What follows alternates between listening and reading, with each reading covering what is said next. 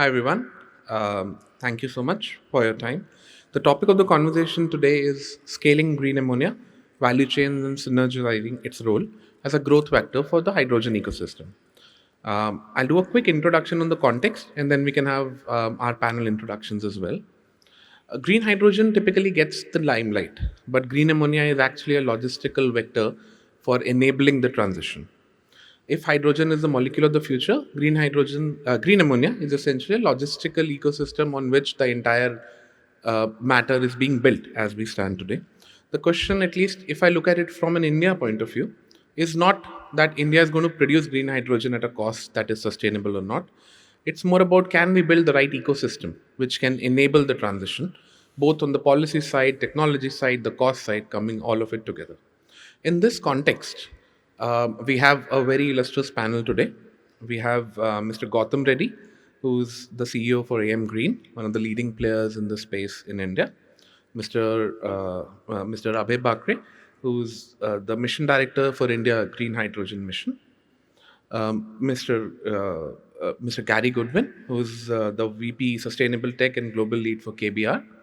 Mr. R.K. Malhotra, who's the president for Hydrogen Association in India, and Mr. Jan Han Fenestra, who's a senior policy advisor with the Ministry of Economic Affairs and Climate Policy, Kingdom of Netherlands. Thank you all for joining. I'll start with you, Mr. Reddy. As you look at this space, what is that?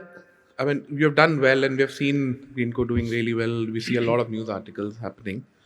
Um, what do you see Indian ammonia space evolving? Is it going to be more towards export over the next 3 to 5 years, or you also see a domestic market developing, at least from your lens as you are building these projects?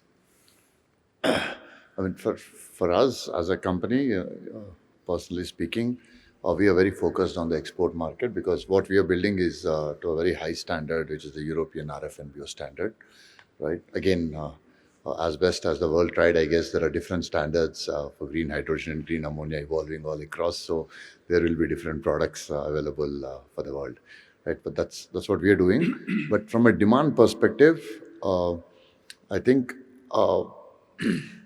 I think there'll be both happening, right? Got it. There will be both happening. There'll be some demand from. So for India, replacing ammonia in the domestic sector is a very obvious thing to do.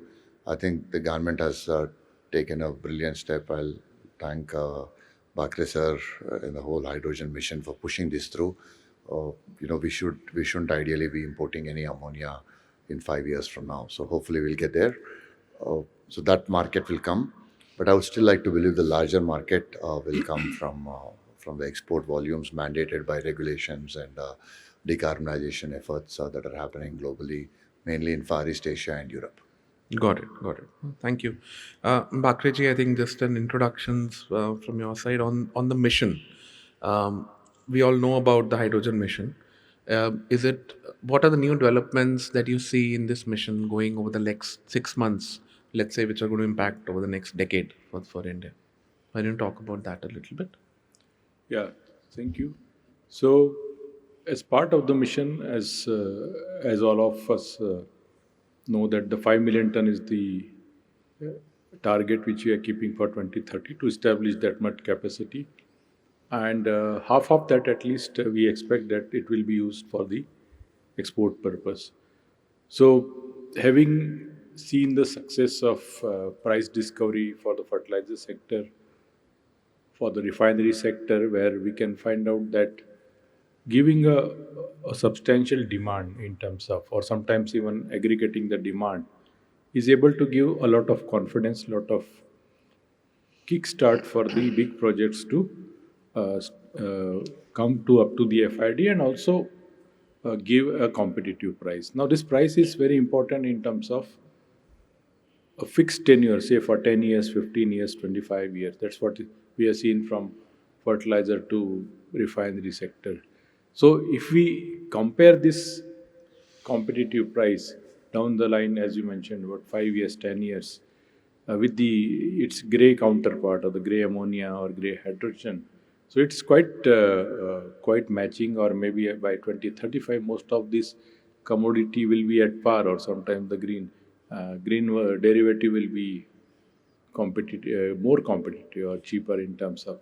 So seeing that, we are trying to identify in next 6 to 8 months or say 12 months how to actually reap those sectors where today there is a potential to adopt, consume the green derivative, whether it's a direct green hydrogen or green methanol or green ammonia, and find out a demand which is going to be there for 8 years, 10 years, 15 years, and offer a competitive one. Now, that will open up a more number of industries.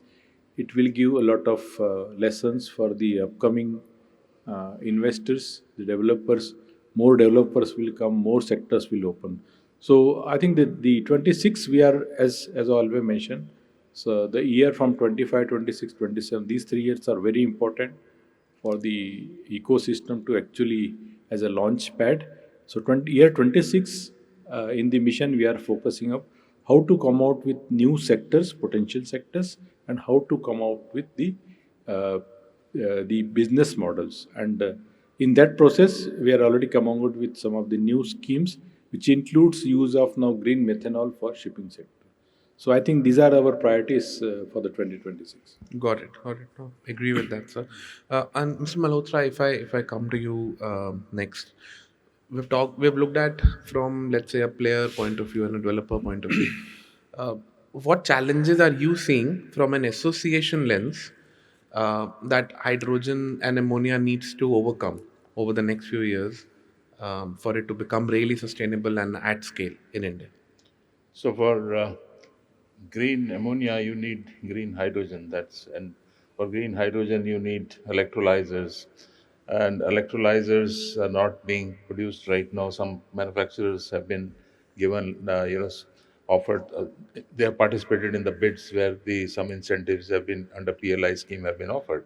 But we need to ramp up those capacities and ensure that the electrolyzers are available at a competitive price in India. That is one. So that we also renewable energy is you need for electrolyzers. Also, this integration and those kind of things, the cost has to come down, and this renewable energy cost, green hydrogen cost will be the most important factor which will drive the green ammonia cost also. Fortunately, India has seen very low prices in some of the bids which have been received by SECI. As Mr. Bakre also mentioned, that internationally the green ammonia price has been around 900 to $1,100 per ton, but India we found it's around 551, if I'm correctly 550 or so. So that's really 60% at least lower than the global prices. So that's a positive sign that India perhaps could be. But how realistic these prices are, we'll come to know once these are actually put in place. Then supply chain issues are there, storage, uh, transportation, port infrastructure. Mr. Reddy wants to export in a big way, then he will need port infrastructure, which is coming up. Maybe it will take time. Then scaling challenges, technology challenges. These are some, and synthesis of ammonia is also energy intensive. So if you produce ammonia, green ammonia, and then the country which is exporting, or if you whatever you want to use it, if you crack it again, then it becomes energy intensive. You lose a lot of energy in the whole process. Safety, environmental concerns, these are other issues which will have to be addressed by the industry. And then market and financial risks. Where do you find the market? You mentioned about domestic market. Mr. Reddy also mentioned that he wants to. Mr. Bakre said that we'll develop new sectors also. Now, this carbon credit trading scheme perhaps will open up, opportunities for decarbonization of some of these sectors. You can use it in fertilizer sector is very important for India, where a lot of opportunities there for using it domestically. And once you start using it domestically, where at a lower price of ammonia, then the import prices will also come down. So that may be an indirect benefit to the exchequer, that the foreign players who are supplying ammonia at present, they may be forced to reduce the price, seeing that Indian green ammonia prices are being offered at a lower rate. So that could be an opportunity. So these are some of the things. Got it. Then carbon credits scheme which is being put in place. Mr. Bakre was driving that in BE. So those credits, if available, will further reduce the costs, etc. Got it. So these are some of the Thank you. challenges and opportunities Yeah, also no, for India. absolutely. They always go together, Yeah, sir. that's So absolutely. So Gary, I let me just we talked about the domestic lens of the things. Let's look at global lens here. You being one of the leading technology providers in this space, where do you see the challenges? Because you're serving a lot of your clients who are then in end producing either hydrogen or ammonia. Where do you see the challenges? Is it more to do with just the technology side? Is the technology ready, or is it more towards the offtake and the demand side? Yeah, Why don't you talk about that? thank you, Sanjit. I guess ammonia has probably for the last 100 years been a nitrogen vector, and we are now transitioning that ammonia will also be a hydrogen vector. KBR has been licensing ammonia technology for over 80 years. It originated from electrolysis. That's how ammonia started to be generated, through electrolysis of water. We transitioned because of the natural gas era into to SMRs to generate the hydrogen, and now we're actually coming full circle back to electrolysis again, which is fascinating as a concept just to start with. I guess in the last probably 4 to 5 years, we've been developing our green ammonia technology. Probably the flexibility in operation control has probably been the largest challenge that we've had to overcome. A lot of clients are looking for turn down levels of down to 10%. And then they want to move from 10% to 100% in a matter of hours. So I would say turn down was probably the largest technical challenge that we had to overcome. That enormous level of flexibility that's required from green ammonia relative to, say, grey or blue ammonia. So that's been a challenge. But I think from an industry global perspective, although we've licensed probably 18 green ammonia units around the world now, those projects have not moved ahead because of the supply chain. Effectively, the biggest restriction at this moment in time is offtake agreements and actually selling the product. The technology is there. We've licensed green ammonia plants anywhere from 4 tons per day to 2,200 tons per day, and we can go to 6,000 tons per day in a single train. So the technology, I think, although we obviously need to continue to enhance the cash cost of production, that's inevitable. But the technology is there. The technology is ready. The biggest challenge is getting the supply chain together, and maybe a little bit later I can talk about some examples of that supply chain and where we see the markets on a more global basis. Sure, sure. Let's talk about the offtake a little bit, and then we have representatives. Jan, why don't you talk about a little bit? How does European market look at, let's say, an Indian project? What's the view? Because at the end of it, a lot of MOUs go through, but not many of them actually convert into an investable, like a contract. So why don't you just Yeah. give the view that you have? It's a good question also because it triggers other questions. Because you mentioned like the European view. Huh? But as some of you will know, I mean, each European country will have its own driver to start with a hydrogen strategy. And when we launched our hydrogen strategy 5 years ago, it was basically to start our ecosystem because to integrate hydrogen as an energy carrier, because we are facing a huge expansion of offshore wind, and we need an extra carrier to integrate that offshore energy into our system. So that was the reason why we started this hydrogen strategy. Of course, hydrogen plays a much bigger role, of course, in decarbonizing our transport sector, our industry. But I think it's very good that, like for example, the Netherlands, we started to building our own ecosystem.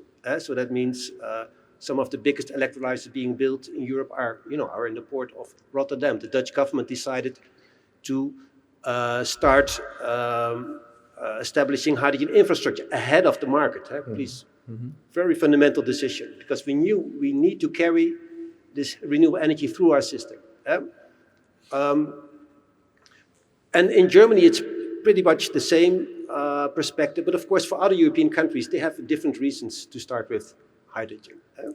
And now you come to the question of offtake. Of course, this is about the countries that want to import hydrogen. Of course, for the Netherlands, being an open economy with a huge industry, for us it was clear from the start that hydrogen needs to be part of an international market. So you also see now in our policies that we're shifting from infrastructure facilitating supply to demand creation. So, for example, we have implemented the binding obligation for the industry, going up to 10% in 2035. We have obligation mandates for hydrogen in mobility, transport sector. We're using this doing this through refineries. Actually, we are about to launch also to assist companies with, where to get the supply for. If you are facing this obligation, demand subsidies, almost up to 700 million. Yeah. So from our side, we are doing our best to shift from, this domestic supply, what you need to build up this ecosystem, and to go to, open market. And for these demand subsidies, for example, these are open also for import. It could be coming from everywhere, and actually we expect that India will be one of the suppliers for that. Okay. So we see there is a shift in the way policies are being shaped in Europe. Of course, in countries like the Netherlands and Germany. Again, for other European countries, it can be different. Mm-hmm. And this is also the reason, because then, of course, energy policy in the Netherlands is pretty much also decided on in Brussels. Right? We have European framework. So you can imagine that if you have all these countries with different views on hydrogen, having to agree on one framework, for example, on renewable energy, including hydrogen, then you get different interests, different. Of course, sometimes people are complaining about, how complicated the European frameworks are. But partly this is because of we have to, consider all those different interests. So what we see is, okay, we are going in the right direction. Countries like the Netherlands are really taking seriously having those mandates. Of course, we hope there will be global mandates. Of course, we also hope that for the next targets, the European Union will not have like country-specific mandates, but sector-wide, market-specific mandates that would really help, to get the scale of the market. Got it. Well, thank you. And just a leading question from there for Bakreji. So we've seen a lot of the RFNBO regulations are what they are. India also has its own way of looking at this. Are there any plans to integrate the two? Are there any plans of looking at what because these regulations also change. They're not only RFNBO. There's a Japan, there's a Korea, etc. Is there a ministerial plan of trying to integrate something, talking to the governments to do? That's one question, sir. And also to talk about, is there any export facilitation that the ministry is thinking of doing? Other countries have in some ways done it as well. If you can just talk about these 2 points. So, as I mentioned, that more than half of the target capacity, we need to focus on the exports. Now, since export is not only to a particular continent or particular country, we have to take the specific approach. If it is Japan, if it's Korea, if it's Singapore, and as the use of that hydrogen, either as a direct hydrogen or any derivative like green ammonia, so the purchaser in any case is purchasing as a replacement for a specific purpose, which is the decarbonization. So the bottom line is that how much carbon intensity hydrogen derivative is able to reduce it in a particular sector. It is a refinery but in terms of the regulation, each country has its own method which is evolved for their certification, for their GHG intensity. Even though GHG intensity is a common denominator for the entire world, that's how we are talking about in terms of ISO 14064 and 14067. But the question is that each country has its own way of doing. So when as an export country from India or mission WIFI fund, so we need to focus on that rather than working generally. To answer the second question, But yes, from mission side, from the government side, we are planning that whatever is export kind of benefit is available, we have been giving benefits for exports like SEZ benefits, EOU benefits Yeah. in terms of their cost competitiveness. Because if it is an export oriented product, we have to deal it separately. So that we are in a case doing. So that's the general policy for all kinds of export. But when it comes to the RFNB or any certification requirement, I think we have to meet to country or a continent to continent that requirement. But as far as the mission is concerned, we are trying to focus on a case to case basis or that. Got it. Got it. Thank you. And Gautam, you have Greenco has, in essence, tried to solve the RFN. We've also gone into some binding agreements. Is PSP the only route, or you see other routes as well, which are leading up to meeting the RFNBO compliances? No, I'm sure there are many technical architectures. It's not for us, obviously, because we're not building PSPs specifically to do hydrogen, right? It's Yeah. a general. We've always believed that large-scale integration of renewables into the grid in India is only possible through a large-scale storage system. That was a vision behind which we built our pump storages. Of course, it's come in very useful and handy as the hydrogen ecosystem grew up in the world. Absolutely. It was, I will, and like they say, fortune favors the brave. We built the PSP, so somehow it's come to our help.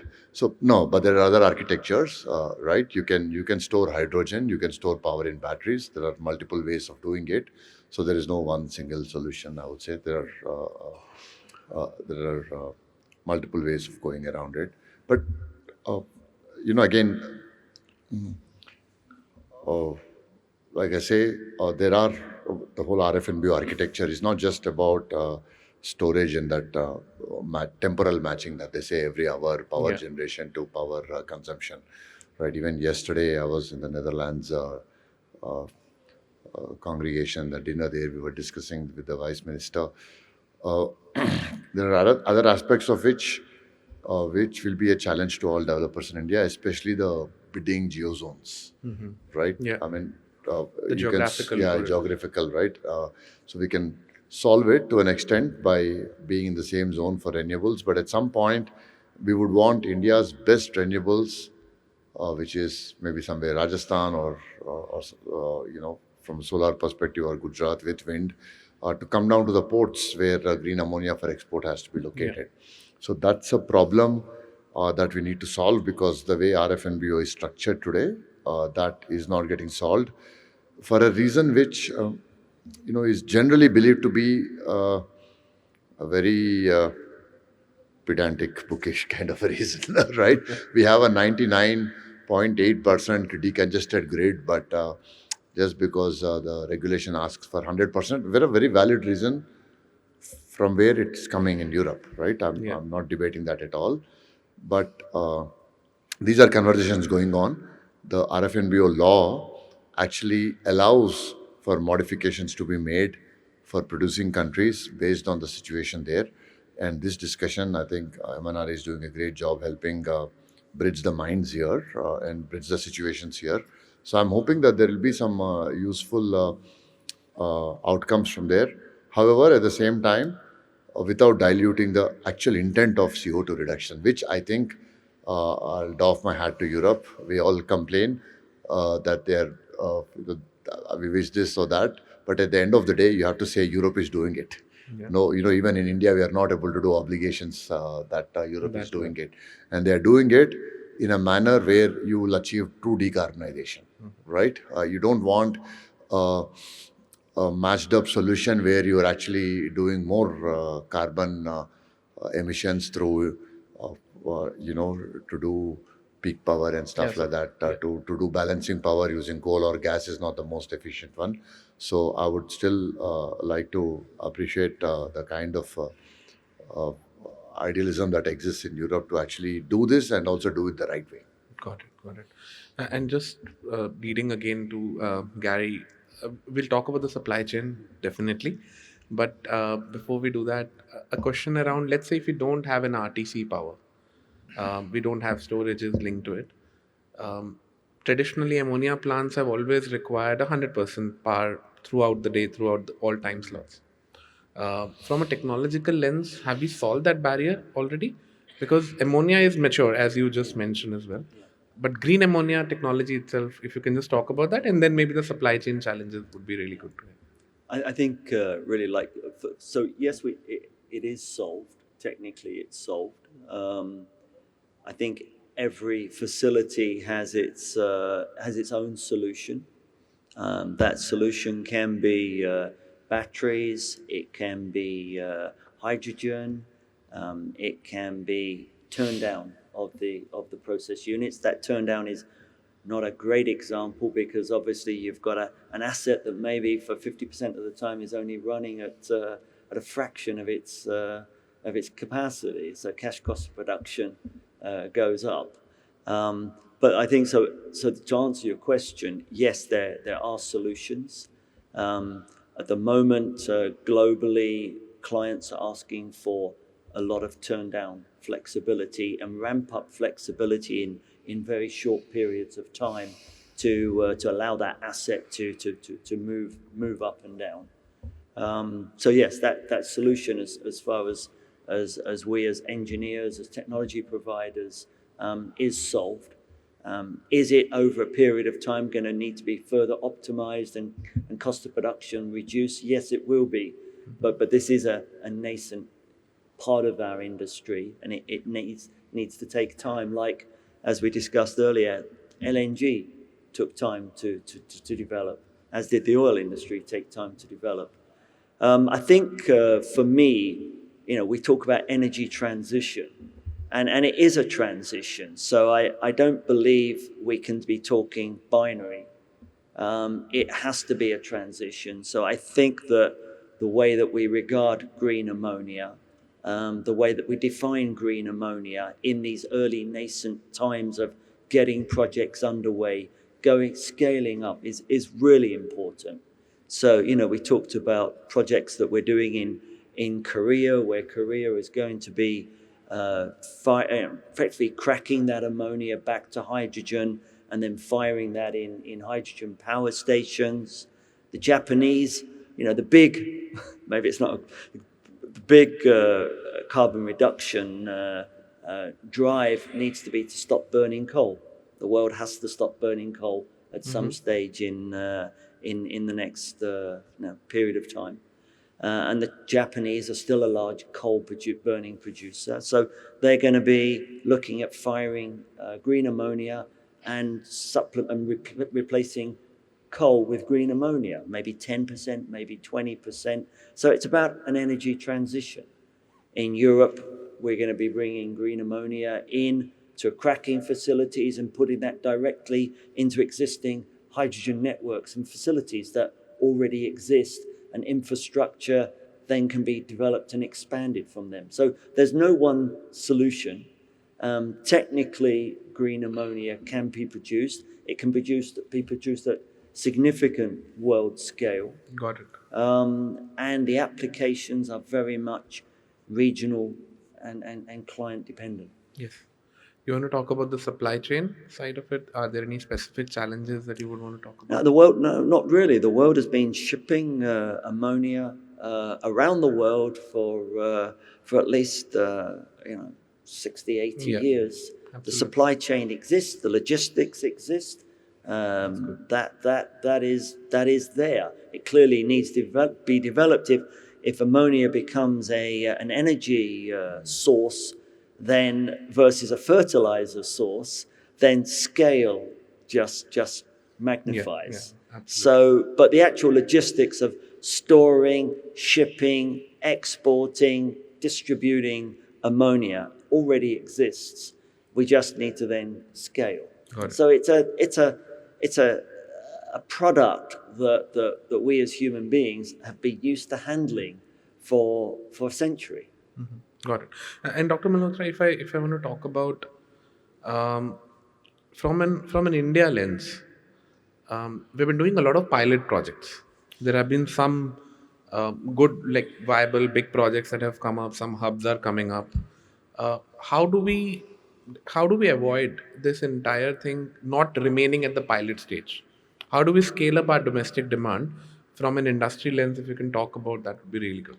You want to talk about green ammonia alone, or we can talk in Hydrogen, ammonia, total sir, hydrogen everything, also? Huh? everything. You can talk about Yeah. both. You know, the Indian pricing for green ammonia, which has been quoted in SECI tenders, if you back calculate the cost of hydrogen, it should be around 300 rupees a kg.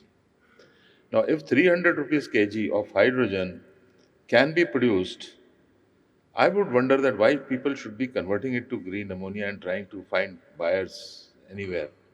You can straight away, there will be a market for 300 rupees a kg of green hydrogen in a big way. Hydrogen refineries, about 220, 225, are already doing it. Uh, we can always use it for decarbonization of steel, cement sector. There will be some of the exporters from steel plants. They will have to, even ammonia can be used as a fuel over there in various sectors.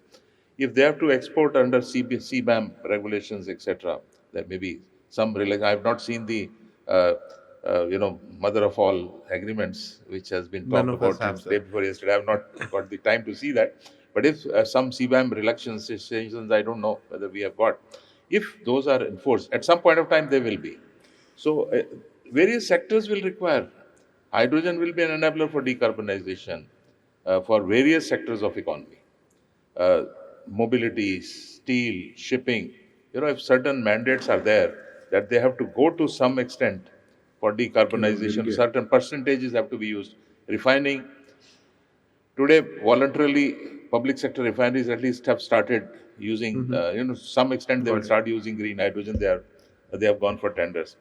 Tomorrow, if there is a mandate that 10% has to be, as Gary said, that let us do it in a certain way. If you say that 10% of fertilizers have to be based on green ammonia in the domestic market, also there will be huge demand. And this, as I said earlier, also the import price of ammonia, once they will start finding that India is using green ammonia at a lower rate, the import prices will also come down. The exporters producing in other countries will see that, oh, India is, they will ramp up from 10 to 20 or maybe 30 in due course of time and further reduce the cost. So this will be a indirect way of pushing the costs further down. That's one way. And second, you will be able to create a big market. I fully agree with Gary that it has to be done in a staged manner, so that let us not think that, okay, 10% we are using, rest 90% let it be grey. How does it matter? You are slowly ramping in, decarbonizing to 10% extent, then 20%, next stage 30%, so on and so forth, like SAF regulations. So I think similar way has to be done. Got it. And that will be a big, demand can be created in my view. Yeah. Got it. And the price of 300 rupees a kg of hydrogen, if it is realistic and if it That can be done, I would. Yeah. once we see that happening, transport sector. I was talking to one of the Ashok Leyland guy here in Seattle day before yesterday, who was a good friend of mine. He was mentioning that the 5 times, the diesel truck gives mileage of 4 kilometers a liter of diesel, and hydrogen IC engine gives about 15 liters, 15 kilometers a kg of hydrogen. So 3 times in any case you get. So if diesel is priced around 100 and hydrogen in green can be provided at 300 rupees a kg, there is a market No, today. no, absolutely. I think the Only you need viability is of it. infrastructure. I would just say you need infrastructure, you need So that viability. is what So I feel, that infrastructure be created with grey, blue, whatever it is, got it. so that once the green hydrogen costs come down further, we are ready with the infrastructure. Got it. Got it. And I'll just, in the interest of time, just move on to Han. Uh, let's look at over the next 10 years. And because we're talking, these are large capex projects, they take time to come. Do you see the India EU green corridor, the green ammonia corridors, for example, will become the next LNG corridors of the energy transition? Yes, I'm very positive about this. Also, based on the discussions we had in this week, we also spoke to Mr. Reddy, and we have a very positive view on what's happening in India and what that can mean, for the energy supply of the world. And I think you're mentioning the coming 10 years. I think we have to be aware that the current situation in the world is adding a new layer to the importance of hydrogen. Or I mentioned in our case, you need hydrogen to integrate renewable energy in your system. Of course, you needed to decarbonize your industry. But of course, hydrogen is also needed to combine energy transition with energy security. Mm-hmm. And I think both India and the EU, in particular countries like the Netherlands, Germany, relying on imports of fossil fuels, you want to reduce your dependence on that, and investing in supply chains for renewable energy through ammonia, hydrogen, will help to do that. And I think it would be a very nice outcome if of the EU-India trade deal, if this topic, would be really used to make this trade deal concrete, and that we can really work on this corridor, which also should be a shipping corridor, because of course it would be a waste if we only would use the existing ships to ship all that clean stuff to Europe. But of course, it would be very nice if we can use this momentum to also green the shipping fuels and the ships itself. And of course, India has huge potential for this. For example, I know that there is a ship being built in India that will transport liquid hydrogen from the port of Rotterdam to the port of Oslo. So there's a nice combination of energy security, technology, the need for diversification, the very important need for energy security that will drive, this relationship between the EU and Got it. And in the interest of time, just one quick question from you. Any one thing that you would want all Indian players or from a regulator in India for you to sign, let's say, a 15-year contract? Because all of us are, at least from an Indian project lens, a longer offtake makes the project more viable. Anything that you can talk about it very quickly, please? We just have a minute. Well, what I see is I'm quite positive on the development of the market. And of course, we know that we need these long-term commitments, but I think we also have to be realistic in these times. I mean, and this is, for example, being reflected in how H2 Global, you try to, of course, you want 15 years, but 10 years is already, as a commitment. I think this is how it is at this moment. But I think what will really help is people become aware of what the prices of ammonia and hydrogen can be coming from India. They will have a different view on hydrogen. We need to change the narrative of hydrogen, knowing what can be done in, for example, India. I think this is really crucial at this stage, because we see things actually happening in Europe, really, projects coming off the ground, infrastructures being ready, but the narrative doesn't really go with that. And I think once you've been here in India, okay, we can really go forward. We can make it happen. And then those long-term agreements will be the next step. Got it. And the last question for you, Gautam, if you have to ask one thing, we have the government representatives here. Any one thing that you can ask which can make the viability of your and the industry better? No, I think this is just not for the Indian government, but globally, for all the political decision makers, just a fact, out of around 95 million tons of hydrogen that gets consumed today, 55 million goes into refineries. Yeah. Having worked in this industry for 5 years now, it's just not able to understand why they are not able to make a decision to move all refinery hydrogen to green, because the cost to the end consumer there is hardly 1 to 2%, which I think anyone can afford, right? And that's the lowest hanging fruit, and I would like to see that coming to fruition sometime soon. Yeah. Okay, perfect. Thank you so much. Thanks, panel. I think we're out of time. I'll just summarize in a line. I think green ammonia is not the only vector, but it's one of the most important energy vectors as we see. Methanol and liquid hydrogen, and a lot of these will also come in, but ammonia is here and now. We do see, at least from an India lens, a lot of offtake opportunities as well coming in out of EU, and thereby also add value both on the ecosystem side as well as on the offtake side. Thank you, everyone. Thanks for your time. Thank you. Thank you.